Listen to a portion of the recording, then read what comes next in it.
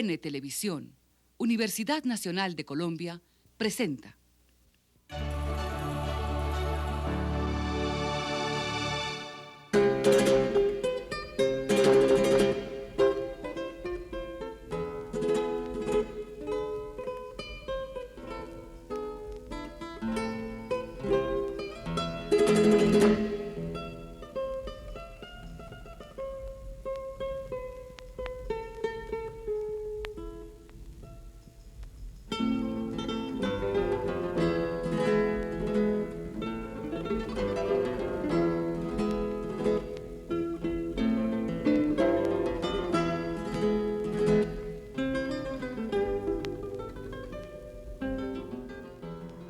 Francisco Gil Tovar nace en Atarfe, una localidad cercana a Granada, en Andalucía, España, en 1923, hijo de Lorenzo Gil y María Tovar.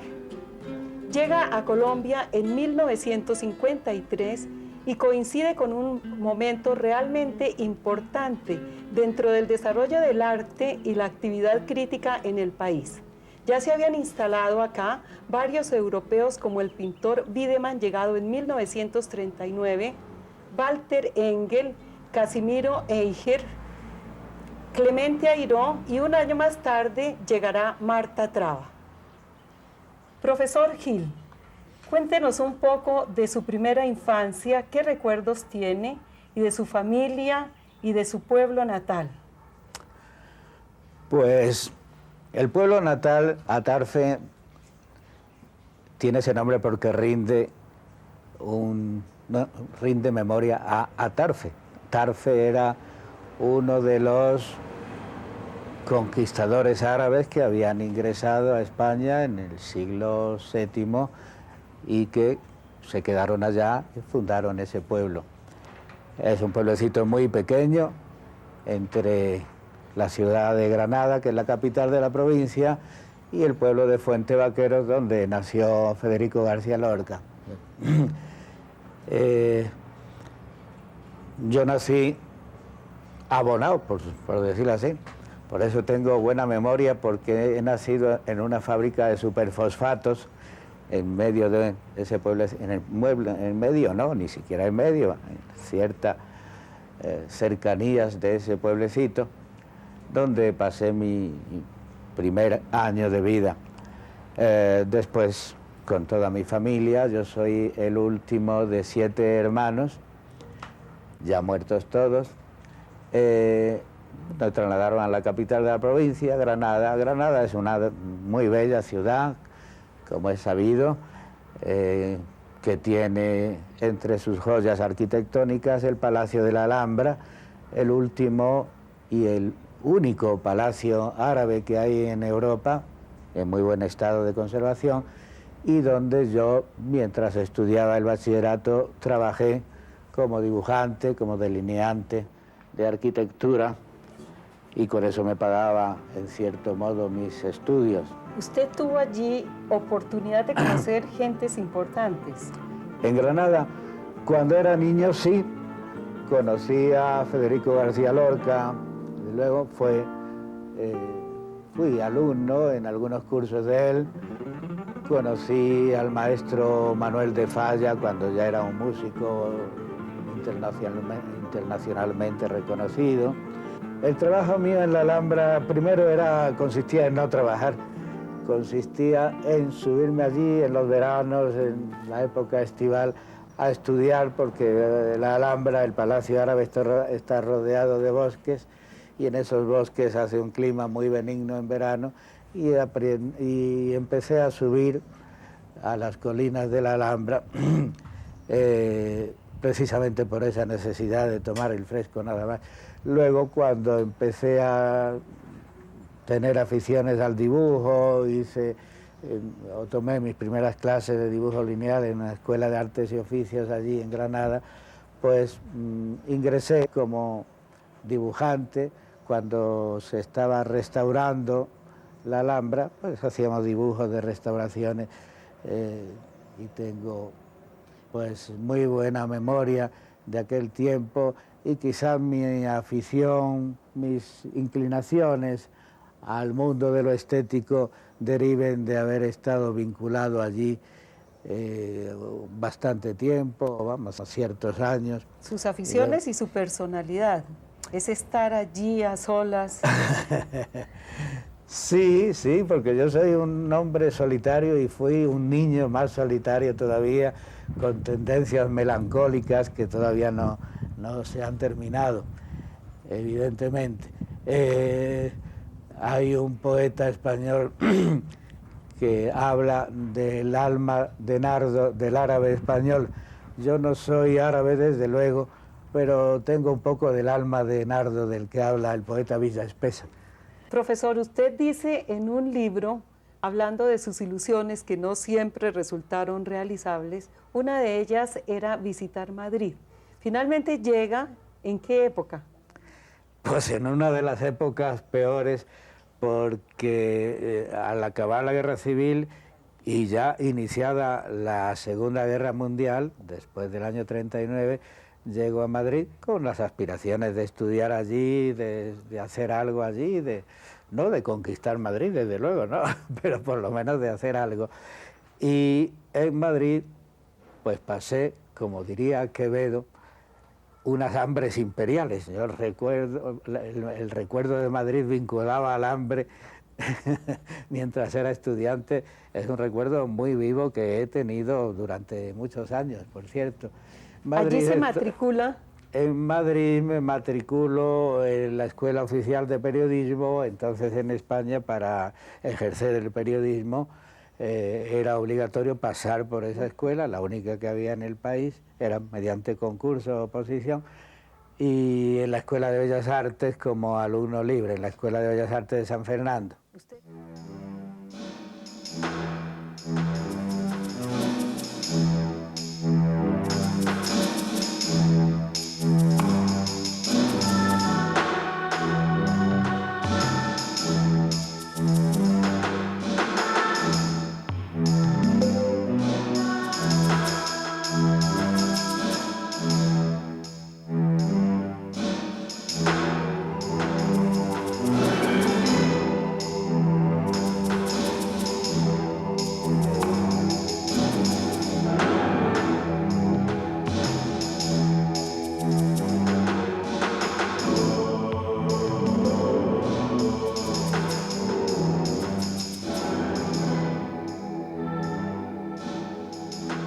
Es una época interesante ese Madrid de los años 40. ¿Tiene oportunidad de conocer personajes como Ortega y Gasset?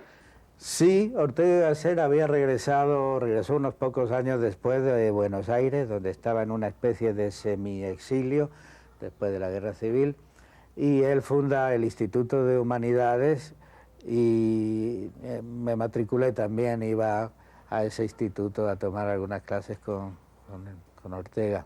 Usted hacía dibujos, publicó libro de caricaturas y también hasta hizo exposiciones de arte, una en Oporto y otra en Granada.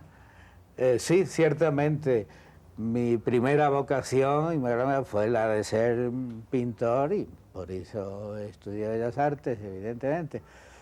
Pero más tarde cuando empecé a estudiar y a penetrar un poco en la teoría del arte, en la estética y demás, me di cuenta de que eso no era para mí.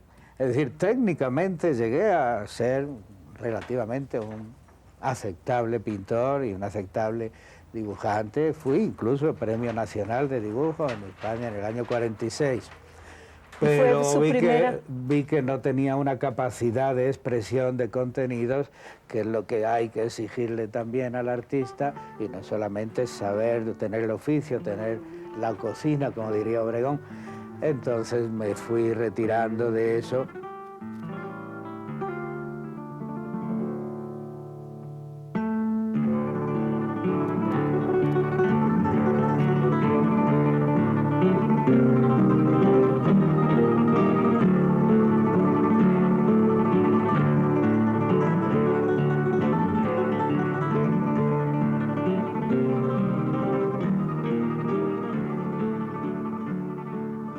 Mi papá se interesó por el arte colonial hispanoamericano fundamentalmente por su conocimiento del arte europeo, del arte barroco, y de alguna manera eso le dio como una gran perspectiva para ver cómo se asimiló, cómo hubo ese trasvase de ese arte europeo en América Latina y las reelaboraciones que sufrió al entrar en otro contexto cultural como el latinoamericano. Entonces creo que tenía como una perspectiva amplia y una gran posibilidad de ofrecer una confrontación con respecto a la fuente nutricia de ese arte que estaba en España.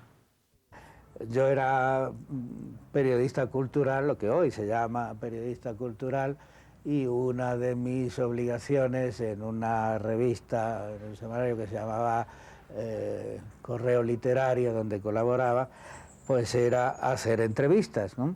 Hacer entrevistas a personalidades de la cultura, entre ellas pues hice la de Dalí, cuando Dalí regresó a España también, y hizo su primera gran exposición allí, a pintores grandes pero que no tienen esa dimensión internacional, como Vázquez Díaz, Palencia, y luego estando en Francia pues le hice un par de ellas a Picasso, con quien después me mantuve tuvo una amistad con él, ¿no? Una cierta amistad ya de tipo personal. Ajá, sí. Más que con Miró. A Miró me limité a hacerle una entrevista en Palma de Mallorca, y no, con Picasso tuve sí una cierta amistad más larga.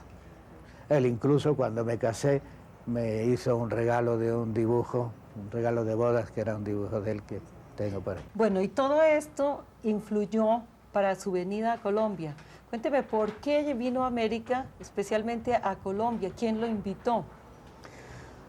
Pues mi interés por América es, como dije antes, antiguo, bastante anterior, desde cuando era estudiante universitario. Y yo incluso en un diario en que colaboraba en Granada tenía una columna fija que duró varios años, que se llamaba Las Américas de domingo a domingo, donde yo comentaba, a través de informaciones de agencias y demás, cómo iban los problemas sociales, culturales, especialmente culturales, e incluso políticos de todos los países del continente iberoamericano. ¿Y de Colombia a quién? Y de Colombia al doctor Guillermo León Valencia, que era embajador entonces en España. Futuro presidente. Futuro presidente, y quien me ligó a una cierta amistad a partir de entonces. Las primeras noticias que tuve precisamente de Colombia me las daba él, a veces en charlas un poco anecdóticas. Recuerdo una vez que me dice, mire, cuando llegue a Colombia tenga en cuenta siempre que cuando Antioquia estornuda es que Colombia está mal. Bueno, en 1953 Francisco Gil Tovar llega al país. ¿Cómo fue esa llegada?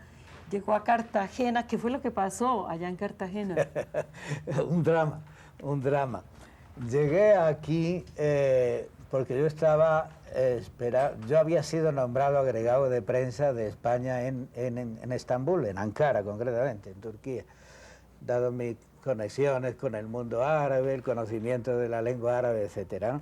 Entonces me puse muy enfermo allá, tuve que regresar a Madrid a que me operaran de urgencia, y allí me dijeron que me iban a trasladar a aquí. Primero me hablaron de Quito, Ecuador, luego acababa de instalarse, el gobierno colombiano de reconocer al gobierno español, con quien tenía rotas las relaciones desde la guerra civil, y cuando se abrió de nuevo las relaciones a nivel de embajada en Colombia, pues me avisaron que podría yo venir aquí como agregado cultural y de prensa.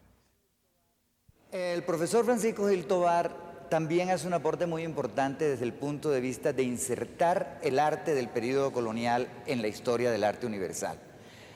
Es decir, en Colombia pensábamos demasiado restringidamente, pensábamos en la historia del arte como una cosa nuestra que no se salía de los límites de Colombia y cuando más de algunos otros países de América Latina. Y el profesor Francisco Gil Tovar, con sus inmensos conocimientos de la historia del arte, logra insertar la producción artística nacional dentro del campo más amplio de la historia del arte universal. Los artistas más jóvenes, las nuevas tendencias en el arte, no aceptan la erudición del crítico como valor para determinar su calidad. Los artistas jóvenes no aceptan tampoco a la crítica como intermediario. Ellos prefieren que el público sea quien responde directamente ante las obras. Esto ha hecho que la crítica tenga que aislarse un poco y más bien dedicarse a grandes artículos muy eruditos y muy generales al mismo tiempo. Cuando llegué aquí estaba Alejandro Obregón y Grau en unos comienzos de ascenso. Botero creo que acababa de exponer por primera vez en la galería en las de la avenida Jiménez, las galerías de arte. La galería de arte. Botero prácticamente era desconocido todavía. Obregón, Grau, Wiedemann estaba luchando, diríamos, no es que luchara propiamente él, pero que estaba empezando a ejercer su influencia sobre ese grupo de jóvenes. ¿Y su posición cuál era? ¿Cuál era su idea, realmente, inclinación como ¿La de crítico? Wiedemann o la mía? La suya como crítico. No, la verdad es que yo como crítico no me he considerado crítico realmente nunca, sino más bien como comentarista de arte, como historiador, investigador, eso sí, y como docente, ¿no?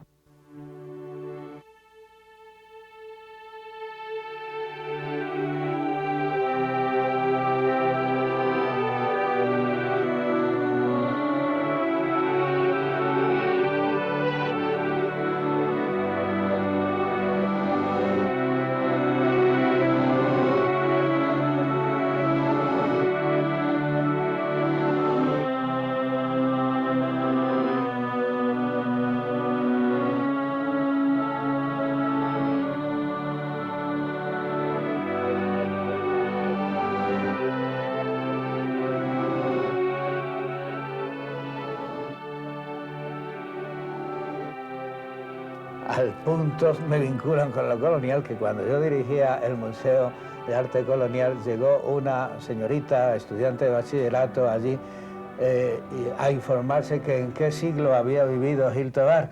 Imagínense.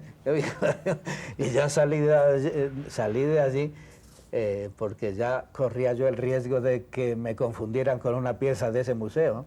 De manera que...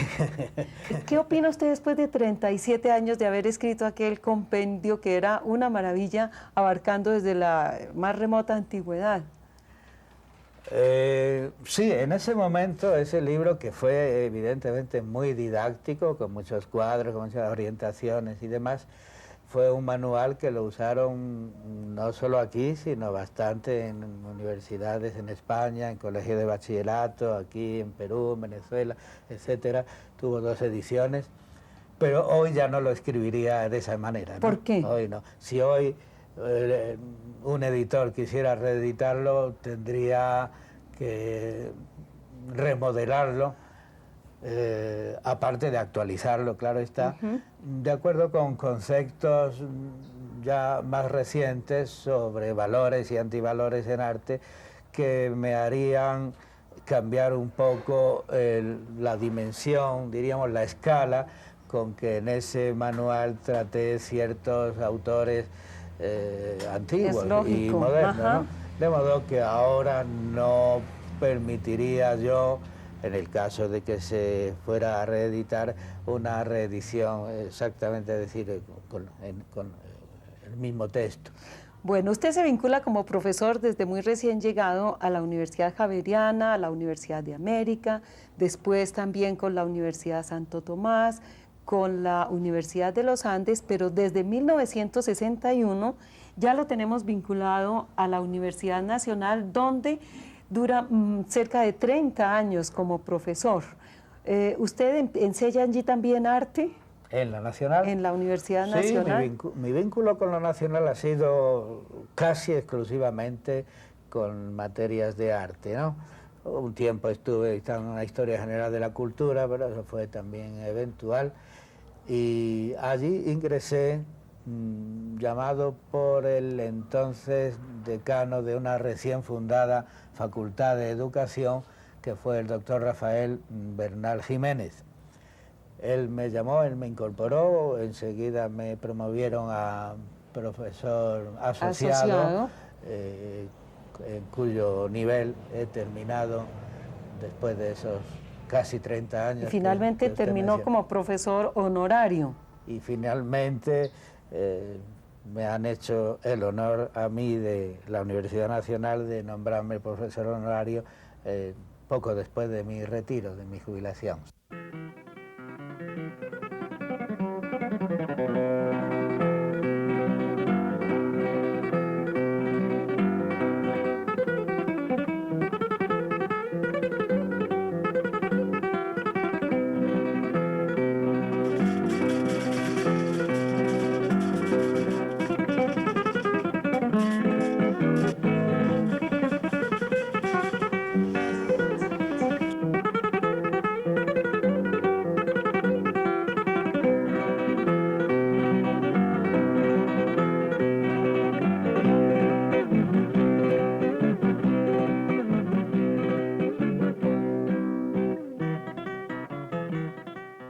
Hay, digamos, unos analistas de la situación del arte, de las figuras dentro del arte, y hay algunos, no sé si llamaría críticos, en todo caso algunas personas que intentan repetir un poco la imagen de Marta Traba y con una acidez extrema y quizás sin esa fundamentación muy sólida que tenía Marta Traba. Me parece que Gil Tobar tiene la cualidad de ser una persona muy objetiva, muy pausada en sus observaciones y que intenta más bien guiar el conocimiento de los observadores y del público en general, más que luchar, digamos, contra una determinada actitud de los artistas, una determinada posición, una determinada expresión.